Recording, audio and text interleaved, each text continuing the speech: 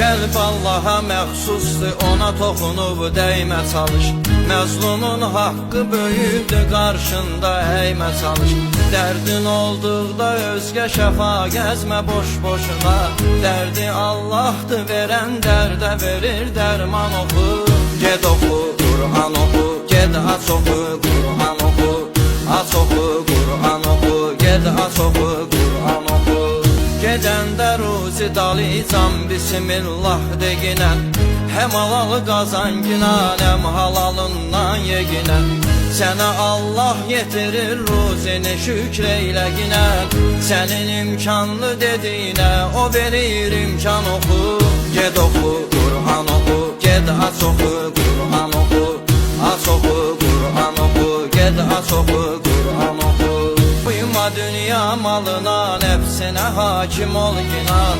Səni qoyma azdıra, bura ürəyinə şeytan oxu. Ged oxu, Qur'an oxu, ged aç oxu, Qur'an oxu. Aç oxu, Qur'an oxu, ged aç oxu, Qur'an oxu.